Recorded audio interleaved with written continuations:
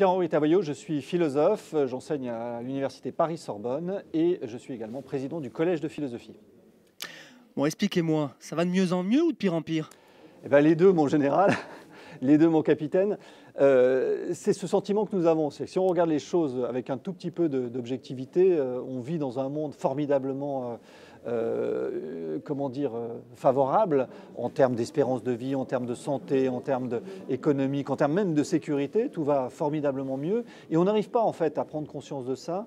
C'est-à-dire qu'on pense que les choses vont de plus en plus mal et on est taraudé notamment par des peurs de tout. On a peur de l'avenir, du passé, du présent, on a peur de ce qu'on boit, ce qu'on mange, ce qu'on respire.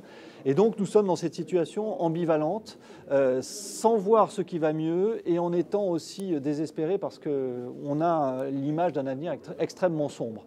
C'est les deux et c'est ça qu'il faut comprendre.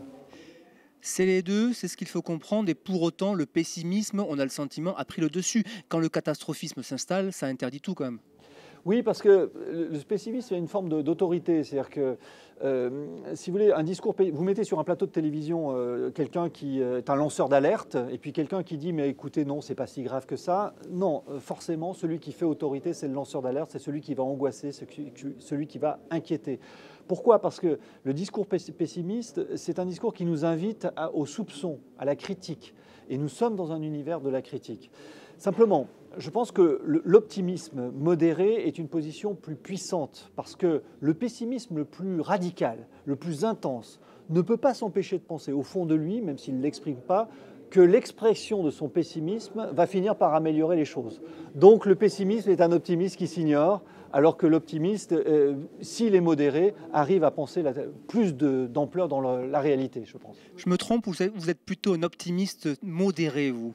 Oui, je suis un optimisme modéré, c'est-à-dire à la fois un optimiste, c'est-à-dire prenant acte que l'évolution de la modernité et de la démocratie est une formidable conquête, que nous sommes sans doute probablement plus libres aujourd'hui que nous l'étions par le passé, mais en même temps, et c'est ça la raison de ma modération, que cette amélioration des choses n'abolit pas le tragique de l'existence. Le tragique, c'est-à-dire qu'il y a des désaccords, il y a des conflits, il y a des ennemis, il y a des guerres, et ça, aucun progrès de l'histoire de l'humanité ne parviendra jamais à abolir cette tragédie de l'existence. Nous allons de mieux en mieux, mais à la fin, c'est individuel, ça finit toujours mal. Est-ce que ce pessimisme, ces inégalités peuvent profiter aux plus défavorisés, par exemple? Ça, c'est un argument, effectivement, qui est l'argument de type John Rawls, grand philosophe de la justice, qui dit nous vivons dans un monde où il y a des inégalités, faut-il les abolir?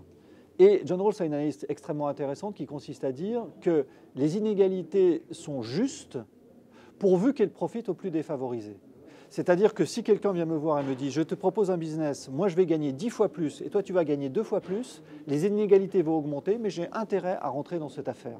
Eh bien, nous sommes dans une situation, probablement, il y a beaucoup de critiques du capitalisme, de critiques de la modernité, de l'accroissement des inégalités, mais il faut toujours voir si cet accroissement des inégalités va finalement dans le bon sens. Et c'est vrai qu'aujourd'hui, quand on regarde le monde, sans doute les inégalités atteignent un niveau jamais atteint dans l'histoire.